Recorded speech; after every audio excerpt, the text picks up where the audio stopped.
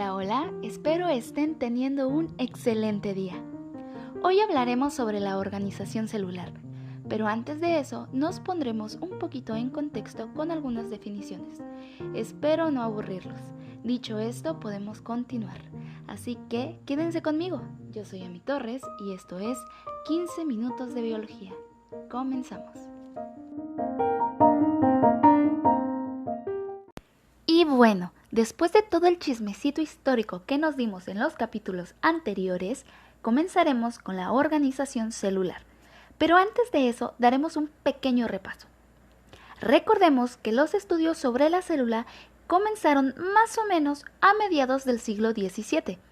Eso gracias a los microscopios, y se lo debemos a dos personajes.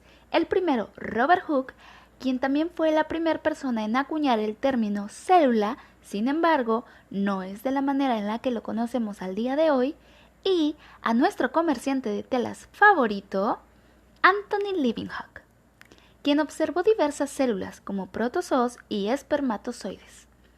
En 1745, John Needham describió la presencia de animáculos, que no eran ni más ni menos que organismos unicelulares. Sin embargo, estamos de acuerdo de que eran microscopios bastante básicos y rudimentarios, así que no fue hasta principios del siglo XIX que estos se mejoraron. Para 1831, Robert Brown, no confundir con el asesino Robert Charles Brown, describió un ser muy pequeño, al que denominó núcleo, y un año más tarde, Jan Evangelista comenzó a hacer investigaciones en el microscopio, para después dar una descripción del movimiento ciliar. Esto dio como resultado las líneas principales de la teoría celular, que terminarían por concluir la Schwann. Jan Evangelista visualizó el protoplasma, que es lo que rodea el núcleo y ahora conocemos como citoplasma. En 1839 se desarrolla la teoría celular, que se le atribuye al botánico Schleiden y al zoólogo Schwann, quienes enunciaron que todas las células son morfológicamente iguales y que todos los seres vivos están constituidos por estas. Schwann propuso entonces tres generalizaciones sobre la naturaleza de las células. La primera es que los animales y las plantas estamos formados por células. La segunda es que estas células tienen una vida independiente. Y la tercera es que ellas están sujetas a la vida del organismo. Años más tarde, por ahí de 1855, el patólogo Rudolf Virchow postuló que solo pueden aparecer nuevas células a partir de otras ya existentes. Y Ernest von Bruck, médico y fisiólogo alemán, determinó que la célula es el ser vivo más pequeño y sencillo que existe, portador de todos los elementos necesarios para permanecer con vida. En 1869, Frederick Maker aisló varias moléculas ricas en fosfato a las cuales llamó nucleína. Esto lo hizo a partir del núcleo de los glóbulos blancos y actualmente a la nucleína se le es llamado ácidos nucleicos. En 1875, Strasburger estudió la división celular en plantas y denominó a esto división indirecta. En 1878, Fleming llamó mitosis al proceso de división celular tanto de animales como de vegetales. En 1890, Valdeir relacionó la mitosis como una formación de filamentos en el núcleo. Para 1898, Benda descubrió las mitocondrias y Golgi el complejo de Golgi. En 1953, Watson y Crick, aunque basándose en las ideas previas de Rosalind Franklin, propusieron el modelo helicoidal para la estructura del ADN, o sea, ácido desoxirribonucleico.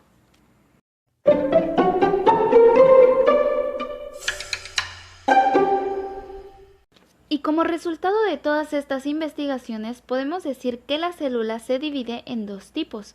La primera es procariotas, que no son más que células sin núcleo, y un ejemplo de ellas pueden ser las bacterias, y las eucariotas, que estas sí contienen núcleo y orgánulos, los cuales están rodeados por membranas. Ejemplo de estas pueden ser protozoos, algas, hongos, plantas y animales.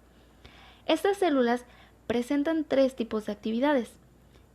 El primer tipo es que obtienen la energía a partir de sustancias externas por medio de procesos químicos.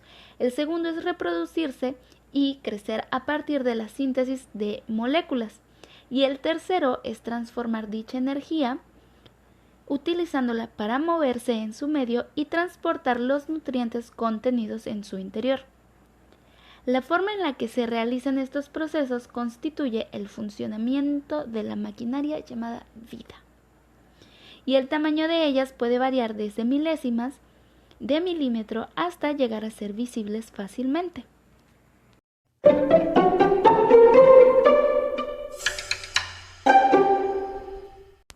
Oigan, y a todo esto, ¿qué demonios es la teoría celular?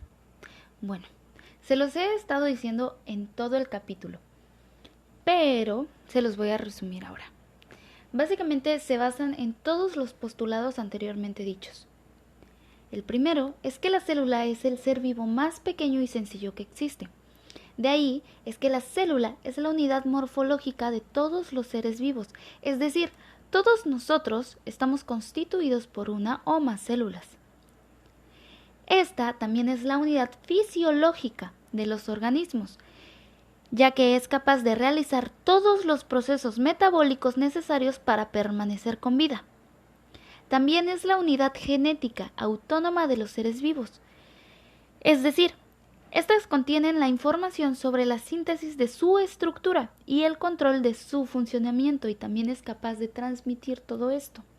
Y por último, es que ellas provienen por división de otras células ya existentes. Dicha teoría es válida para todos los seres vivos, a excepción de los virus, porque, como es obvio, los virus no son considerados como seres vivos, pero sí, pero no, pero sí, pero no, pero quién sabe, a lo mejor. Más adelante les explicaré todo esto. A pesar de haber sido también aceptada la teoría, los científicos seguían considerando el tejido nervioso como una excepción, ya que mostraba una estructura reticular, donde no es posible que se puedan diferenciar las unidades celulares, hasta que el histólogo Santiago Ramón hizo posible la generalización de esta teoría al demostrar la individualidad de la neurona en su teoría neuronal en 1889, y gracias a esto recibió el Premio Nobel de Fisiología y Medicina en 1906.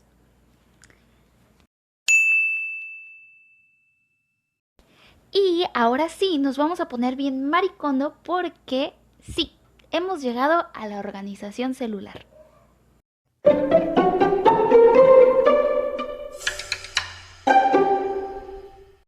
Bueno, comenzaremos con que todas las células están compuestas por una membrana plasmática, la cual se constituye por lípidos, que forma una bicapa lipídica, en la que se adhieren en la superficie las proteínas. Citoplasma, que abarca el medio interno líquido o citosol, con una serie de orgánulos.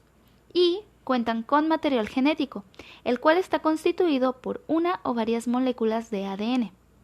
En los seres vivos existen 2 tipos de organización celular claramente diferenciados, como ya lo habíamos dicho. La primera es la organización procariota y la segunda es la organización eucariota. Comenzaremos por la organización procariota. Esta organización es típica de células sencillas y primitivas. Como ya lo mencioné anteriormente, los procariotes son representados por bacterias y estas tienen distintas formas, pueden ser esféricas o pueden ser en bastoncitos. Se dividen dependiendo de cómo es que están organizadas. Ejemplo, vámonos con las esféricas.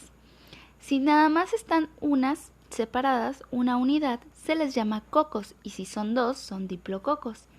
Si van más esferas, más de 2 esferas juntas, forman una cadenita, se le denomina streptococos.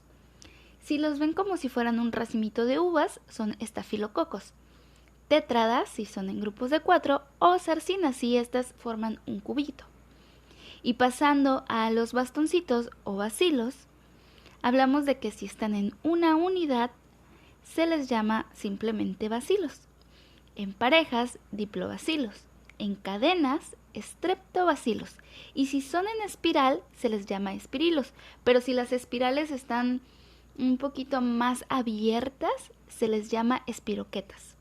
Hay otras que son como unas comitas, no sé si alguna vez las han llegado a ver, o si no, en verdad los animo a que tomen alguna vez una clase o se metan en alguna clase por ahí de colados, agarren un microscopio y vean algunas de estas formas de bacterias. Bueno, sí, perdón, no, sí les había dicho, ¿no? Si son comitas, se les llama víbrios.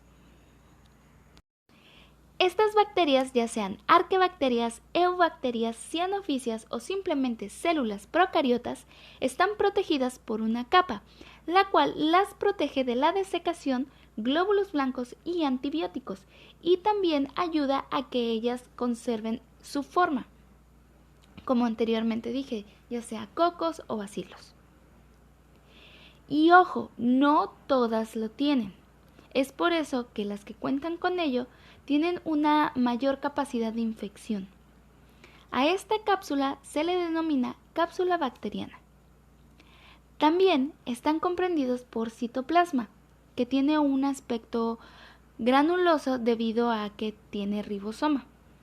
No existe como tal un compartimiento que tengan, por lo que carecen de orgánulos celulares, a excepción obvio del ribosoma.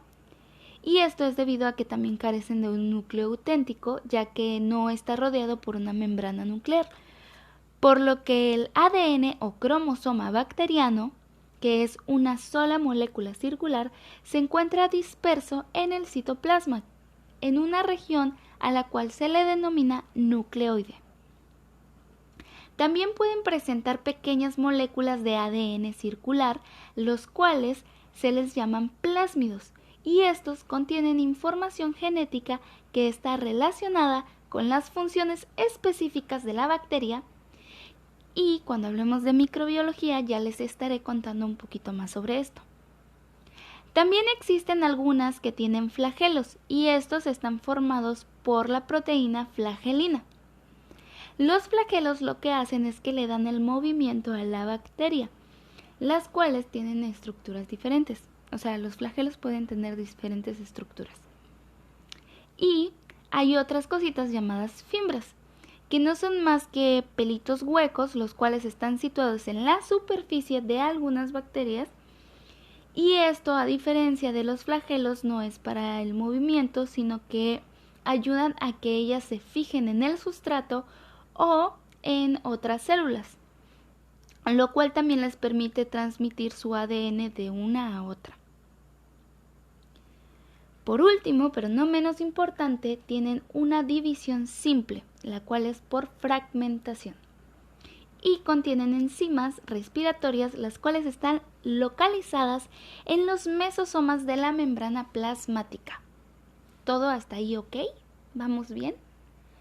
Yo creo que hasta aquí me quedo, porque la verdad no los quiero aburrir y tampoco quisiera que como que se saturaran de información.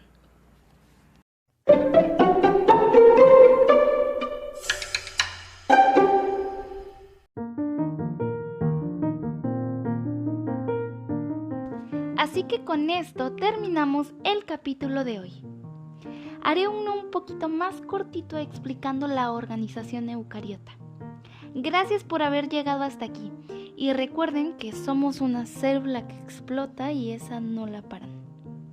Ok, pésimo chiste, lo sé, prometo no hacer más de esos. Si conocen a alguien al que le pueda interesar esta información, no se olviden de hacérselo llegar.